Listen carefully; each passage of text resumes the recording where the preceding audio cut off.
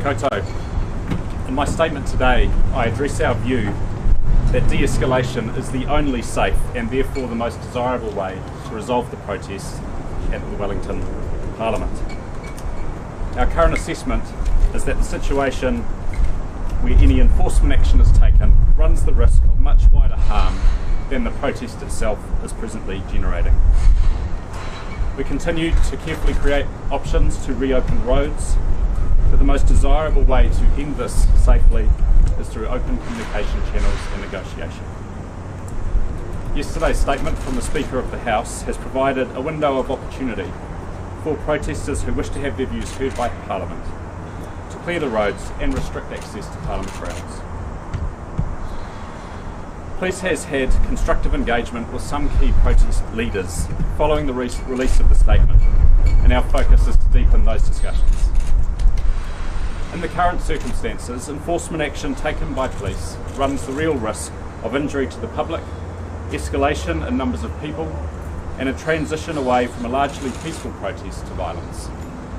In our assessment, the only safe option at the present point in time is continued focus on de-escalation. As the protest enters its 11th day, we continue to make progress in engaging with key groups. While there are no incidents to note overnight, we remain concerned at the road blockages caused by protest vehicles and the inability of emergency services to access through roads. The number of people and structures has continued to grow over the past 24 hours. We also anticipate a significant number of people joining the protest over the weekend. We recognise that the ongoing impact from the protest, particularly on residents and users in the surrounding area, is significant. We've increased our patrols and will maintain a highly visible reassurance presence. Today we'll be putting in place a traffic management plan to control vehicle numbers to ensure that fire and ambulance are able to access the site. The option to move vehicles to Sky Stadium remains open, and we encourage people to make greater use of this so that people who live and work in the area can go about their lawful business unimpeded by protest activity. Police will continue to focus on keeping the peace, maintaining safety and engaging with the protesters over the coming weekend. I want to acknowledge our staff, many of whom have travelled at short notice for what has been a challenging assignment. They have conducted themselves in an incredibly professional and reassuring manner. I'm happy to take questions. Why are police still letting the protesters do whatever they want?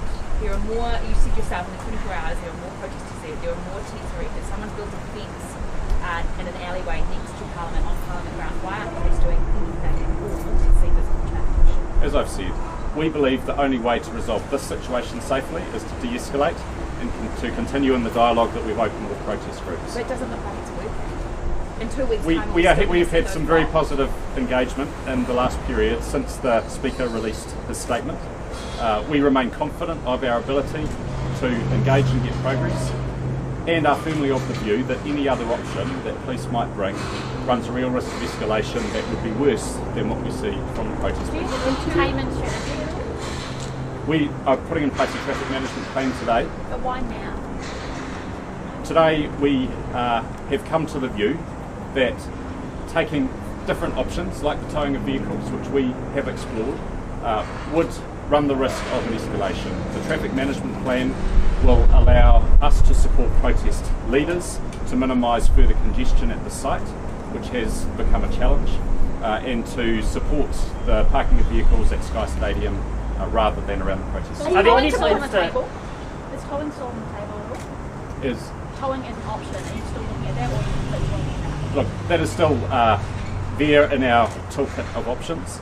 It was clear following our announcement of towing on Wednesday that there was a growth in the number of people in and around the site, and a likelihood that those tactics would be frustrated by support mobilising from outside the protest site, people responding to social media. So do you legally have powers to set up, say, a cordon around the area? Can you do that? Look, that would be an extreme situation. Of course, there are emergency provisions that could escalate the situation should that be required. So was that a bit of a mistake? Was that a bit of a mistake saying that? Was that a bit of a mistake saying that you guys were going to tow people?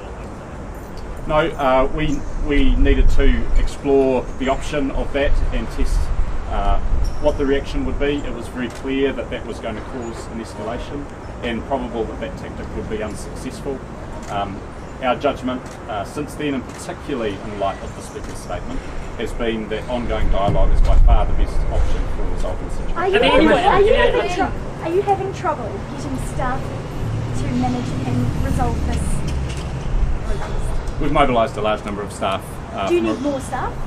We have 10,000 staff, and we will put them... Do you need more staff on this protest? We are satisfied with the staffing numbers that we have at the moment. We have dramatically lifted the number of staff undertaking patrols in and around the area over the last few days. I'm content that at the moment we have an appropriate number of staff. How many staff have been taken out with COVID? We have had staff affected by COVID. How many? The number around the country is about, last update, 136. In Wellington? I believe 3. Are there any at the Parliament that are there any extreme situation? How do you mean that putting a cordon around the protest would be an extreme situation when you've got staff who are terrified in that building? You've got protesters who are blocking key entranceways so that fire and emergency can't even get into the building if there was an emergency. How does that extreme situation not warrant the extreme situation on the ground?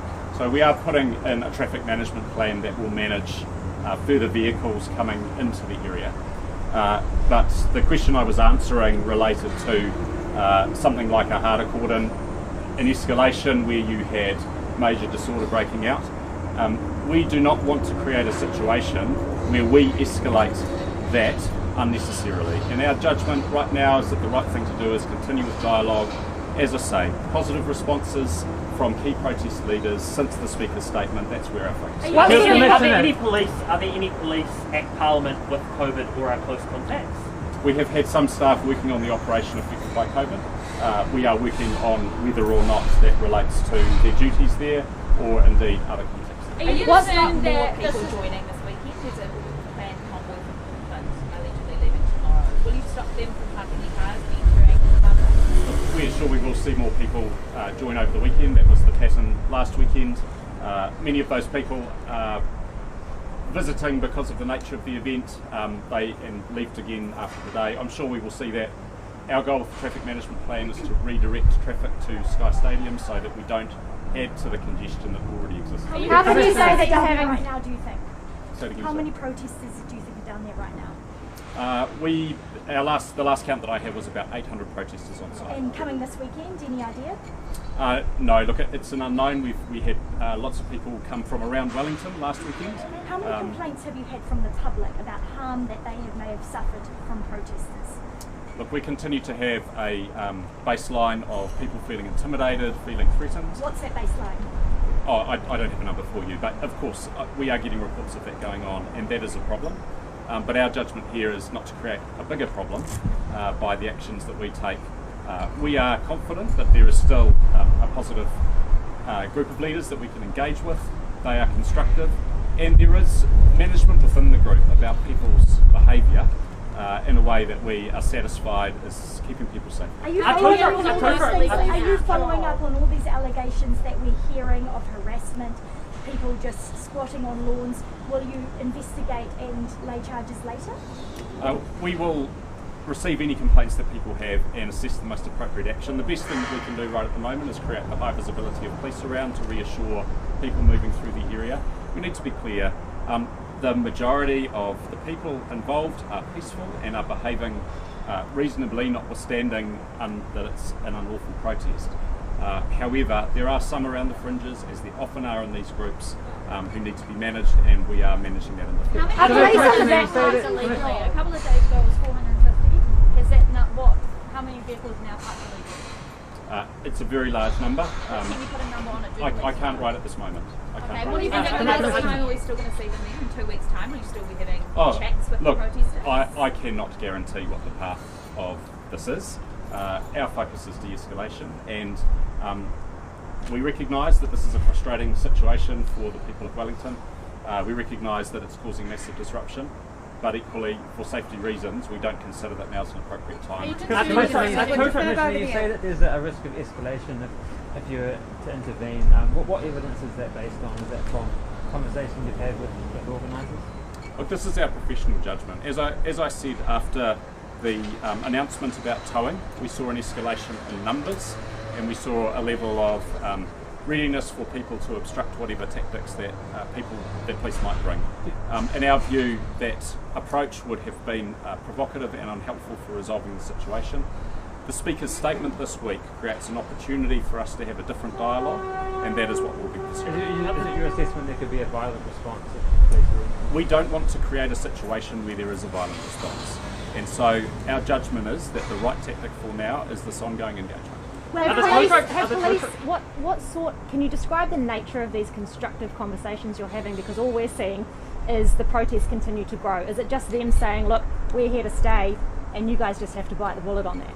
No, there is a genuine acknowledgement in the conversations we've had today that there is an opportunity for the protest to respond to the announcement the Speaker has made. This is a large group, and clearly we need to take the time to let those conversations filter through. Our message is we are there to maintain a high visibility presence and to ensure that the protest doesn't unduly impact any more than it already is the people of Wellington. So Wellingtonians are saying they are feeling abandoned by the police.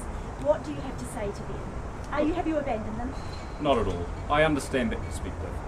This issue has clearly mobilised a lot of people, and police needs to manage this in a way that does not contribute to an already tense situation. So I'm really confident of what we're doing, that it's the right approach, and that it is the best way to keep people safe. Protest security, which is security guards that they have brought on themselves, are now limiting movement around the ground for media particularly, and police kind of just seem to be sitting by doing nothing. I mean, what are you going to do about that lack of movement? Yeah, look, I think there is real opportunity in our conversations with leaders to talk about how we manage the space, given the nature of what's going on. I am aware that there are some people who are behaving in that way. I don't believe it's the majority by any means, but it's something that we need to keep. Are the tow truck companies being paid to be on standby, and if so, how much are they getting paid today? I don't know. We can come back to you with that kind of detail. Thank you all very much for your time. Thanks, Brian.